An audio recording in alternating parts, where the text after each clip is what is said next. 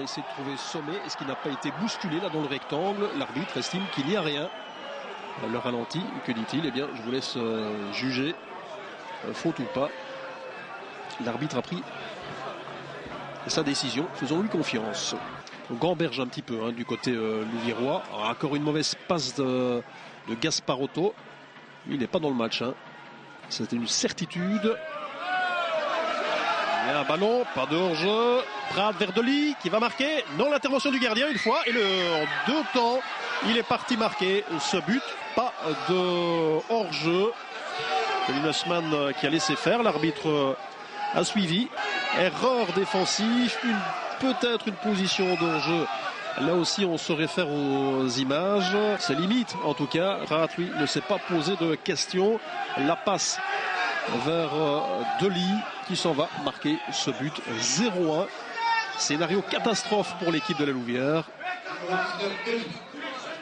Chaque équipe connaît dans la saison une baisse de régime, mais la Louvière Centre en a déjà connu une dans la saison, une deuxième. Et bien là, on peut dire vraiment adieu au titre. Ossine Chebaiki avec le relais lorquin, Chebaiki Kaminiaris. On retrouve Chebaiki avec maintenant Ibrahim Sommet. Il ne sait pas à qui donner, un peu isolé dans ce rectangle.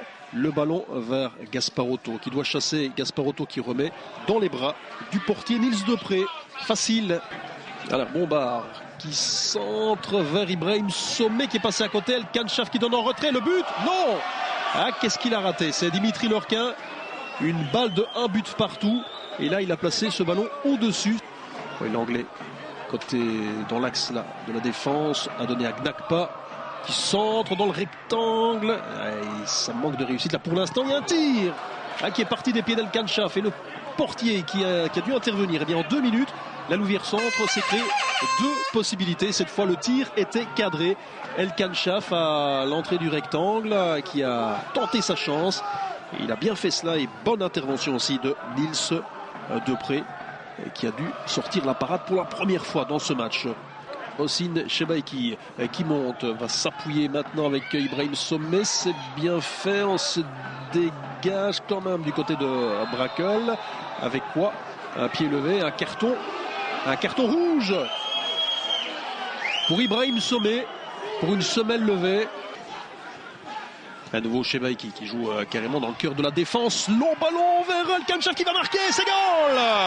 Oh oui, le joli but!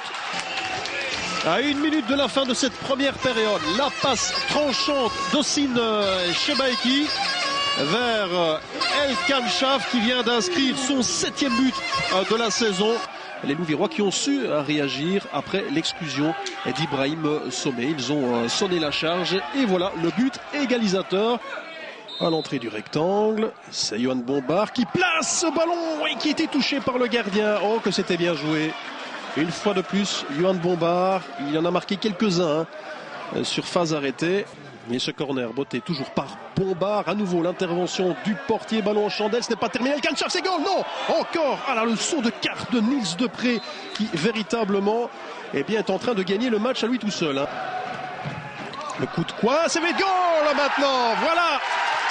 Johan Bombard, il en a fallu une phase arrêtée, une deuxième, la troisième est la bonne et qui a marqué Dimitri Lorquin, le 6e goal, sa 6e réalisation. Alors que l'on joue depuis maintenant, un petit coup d'œil au chrono, 20 minutes en deuxième période, 2-1, c'est inespéré, à 10 en plus, chapeau messieurs. Un quart d'heure de la fin de cette rencontre, nouveau coup franc pour la Louvière avec Bombard qui tente directement sa chance. Il ose tout aujourd'hui, Johan, avec Lorquin qui est venu tout de même récupérer. Il n'est pas aidé. Si El Kanchaf disponible, toujours El Kanchaf dans le rectangle. Il va au bout de l'effort, le centre, personne derrière pour récupérer. Un envoi de Kaminiaris, c'est goal. Non, ça passe à côté. Du spectacle, il y en a. Dans cette deuxième période, franchement, la Louvière Centre, au vu de ce qu'elle a montré après la pause, mérite amplement son résultat. Mais attention, rien n'est acquis, il reste encore un quart d'heure dans ce match. On espère qu'on ne va pas regretter ces occasions gâchées. Récupération de l'Anglais.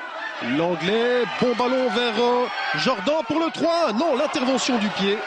Depré éblouissant. Hein. Qu'est-ce qu'il a sauvé dans cette partie? Ah, une carte jaune qui vient d'être adressée à monsieur Knipping Cage, qui en avait reçu une tout à l'heure. Donc, eh bien voilà, la parité au niveau des joueurs. Montero, il sait garder un ballon. La passe est bonne vers Jordan qui donne à Lorquin, Dimitri Lorquin qui file vers le goal. La passe pour Montero. Non, il veut éviter le gardien qui crochette. Et c'est un penalty.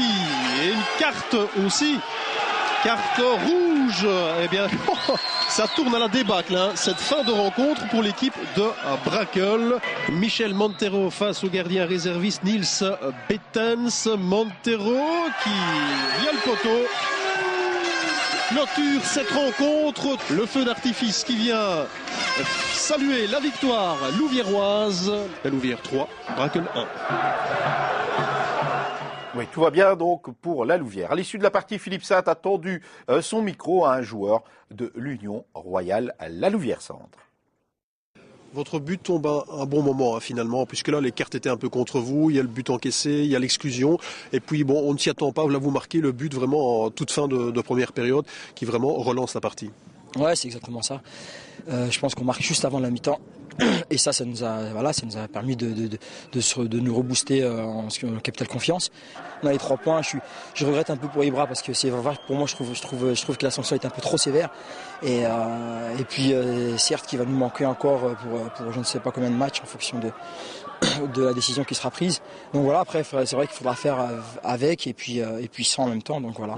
Et puis la bonne nouvelle, c'est que l'intérêt pour le titre est conservé avec cette victoire. Il faudra maintenant aussi c'est confirmer à l'extérieur dès vendredi. Hein, c'est déjà notre match contre Hatt. Ouais, dès vendredi contre Hatt, surtout qu'on sait que les conditions ne sont pas réunies en ce qui concerne le terrain, le stade. Ça va être difficile. En plus, Hatt, je sais qu'à domicile, c'est pas une équipe facile à manœuvrer.